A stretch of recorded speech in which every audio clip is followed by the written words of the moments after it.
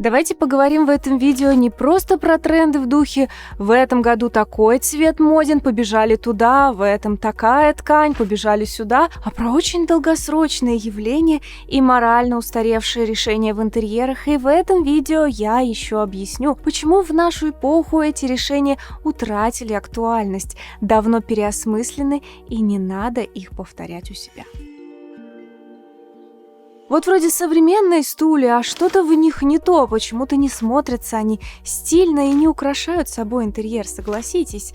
Но не мечта поэта. Почему? Некоторые считают удобными обеденные стулья только с высокими спинками, чтобы якобы комфортно откидываться или даже отклонить голову назад. Но чтобы это откидывание было удобно, тело должно быть либо под значительным наклоном, как, например, когда качаются или задумчиво откидываются на офисных стульях, либо человек должен сидеть на этом стуле во время экстренного торможения. В остальных ситуациях, когда человек сидит за столом, он никогда не использует высокую спинку во всю ее высоту, а чаще он даже нависает над столом и не касается спинки совсем. Дотошные дизайнеры мебели это заметили и стали делать стулья высотой только до поясницы или лопаток, а потом посмотрели и сами себе диву дались. Оказывается, как красиво такие стулья формируют обеденную группу. Нет лишних торчков и оттопырок. Стало больше воздуха и объема. Высокие стулья – это призраки средневековых,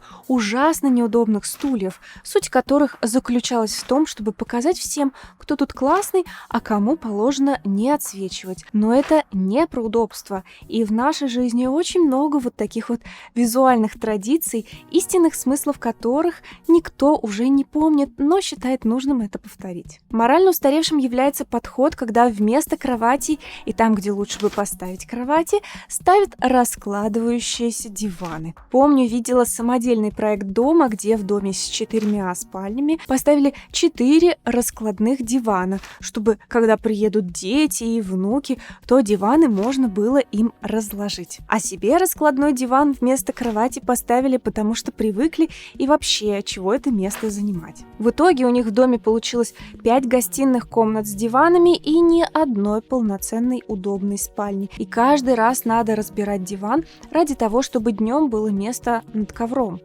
Для чего? Кровати всегда удобнее раскладных диванов. На кровати можно делать то же самое, что на диване. Сидеть, лежать, отдыхать и смотреть телевизор. И делать все это будет удобнее. Но если вы ставите в спальню или детскую раскладной диван, вы уже не сможете к этому дивану поставить красивый столик. Вам надо будет всегда хранить место перед диваном для его раскладывания, где-то хранить белье. В общем, это и не полноценный диван, и не полноценная кровать. И если в небольшом пространстве причины выбора подобного решения понять можно, то когда его тянут за собой уже в большее пространство, нужно осознавать, что это просто привычка, которая тянется из тесноты и требует серьезного переосмысления. Иначе из этого круга будет совсем не выбраться, сколько бы квадратных метров у вас ни было. Рациональных причин здесь нет, ведь выигрывается 2 квадратных метра бесполезной пустоты, которую в 99% случаев никто никак не использует, но при этом ограничивает себя в комфортном отдыхе. Из-за этой самозажатости обставлять и декорировать такие пространства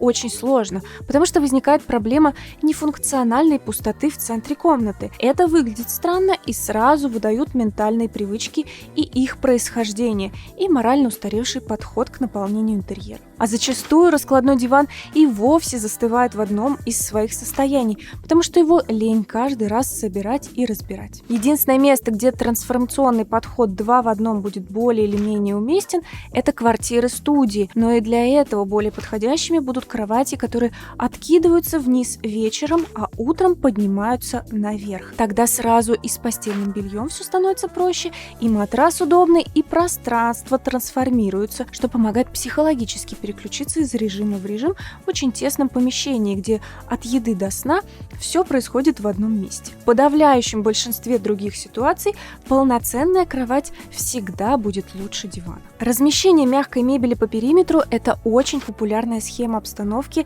в Средневековье, в древнеславянской избе или боярских палатах, где тоже не понимали, что делать с этими пространствами, и оттого прислоняли всю мебель к стенам и оставляли в центре много пустого места. Раньше на архитектурных планах даже не рисовали мебель, и тянется это и тянется за нами сквозь века. Хорошо наполнять пустые пространства своих домов стали сначала американцы в 19-20 веке, потом их дополнили и переосмыслили на современный манер европейские дизайнеры и архитекторы, размышляющие об асимметричных современных стилях. И вот сейчас, в 21 веке, эта мысль о более правильном и уютном наполнении пространства, где в центре помещения всегда организуются уютные или функциональные зоны, должна все-таки пропитать самых долговязых и инертных, которые совершенно не интересуются интерьерными веяниями, и показать, что пространства могут быть уютнее и удобнее, чем многим представляется это в их планировочных стереотипах. Многие до сих пор обставляют интерьеры готовыми комплектами. Комплектами мебели, кресел или вешают люстру и ставят в комнату к ней такие же бра. Продавцам мебели и светильников такой подход, конечно, очень нравится. Пришли к ним и взяли сразу полный комплект в одном месте. Но такой подход к наполнению пространства был актуален в эпоху барокко и тянется именно оттуда. Представляете, какое инертное человеческое сознание. При этом даже там допускались миксы из разных гарнитуров. Сейчас же собирать кресла и диван одной коллекции выглядит очень старомодно, несмело и выдает морально устаревший интерьер. На курсах я подробно объясняю, как сочетать текстуры, как подбирать и сочетать вещи разной породы, но в целом совет: не пытайтесь подбирать люстры или бра из одной коллекции. Миксуйте элементы мягкой мебели, мягкой группы разных видов и форм, потому что именно это задает интерьеру объема за счет текстурного разнообразия и многослойности. Про теорию слоев я, кстати, тоже рассказываю на курсе для тех, кто питает к этому больше интерес. Перестаньте воспринимать люстру как основной источник света в комнате. Начните воспринимать люстру как функциональный свет, например, над столом, или как декоративный свет, поддерживающий стиль интерьера. Это скорее аксессуар, ожерелье, браслетик для интерьера. Именно вот такое отношение к одинокой люстре в центре потолка, как к единственному источнику света, морально устарело. Ведь это отношение сформировалось в деревнях в начале 20 века. Это самое начало электрификации, когда была лишь одна лампочка на всю избу. И вы представляете, что это до сих пор преследует нас. Хотя сейчас свет настолько разнообразен, что представляет из себя отдельный мир предметного дизайна и позволяет творить настоящие чудеса. Многие очень узко воспринимают искусство и считают, что вариантов два: либо натюрморты и золотистые пейзажи родных просторов в витиеватых багетах, либо скинали с Мальдивами или фруктами на фартук кухни. На самом деле искусство может быть очень разным. Современное искусство добавляет в интерьер цветовые акценты, текстуры, ритм, настроение.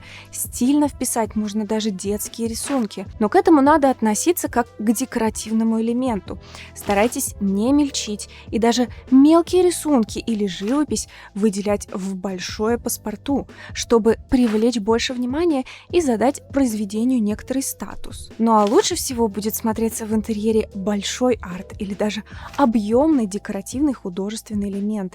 Это всегда поднимает уровень интерьера. Если вы хоть раз ходили на экскурсию в средневековые замки, то наверняка удивились, какие же там низкие у них дверные проходы, 170-180 сантиметров, и везде приходится нагибаться, чтобы не поставить себе шишку. Дело в том, что раньше люди были ниже, и рост 160 сантиметров считался довольно высоким. Это сейчас в развитых странах люди уже средний рост имеют 180-190 сантиметров. Сейчас двери и проемы двухметровой высоты, такой средний европейский норматив XX века, с одной стороны, утрачивает свою физиологическую актуальность. Даже мой папа, 195 сантиметров ростом, постоянно прогибался в проемах под этими стандартами. А с другой стороны, даже эстетически выглядит приземисто и тесно, с высоты все время растущих людей. Высокие двери очень сильно меняют ощущение от пространства,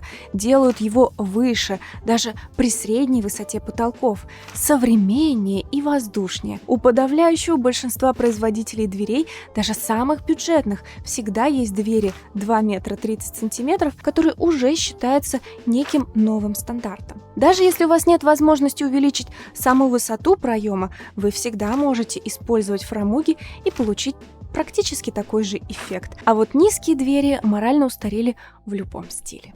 Если вы хотите видеть интерьеры насквозь, вне времени, понимая их суть, то добро пожаловать ко мне на курсы, ссылки на которые будут в описании к ролику. Также вы можете отблагодарить меня и поучаствовать в жизни канала, став спонсором здесь, на YouTube, подписавшись на мой Patreon или Boosty. Все ссылки есть в описании к видео и в описании канала. Поддержите этот ролик лайком и подписывайтесь на канал, если вы еще этого не сделали. До новых встреч, всем дизайн!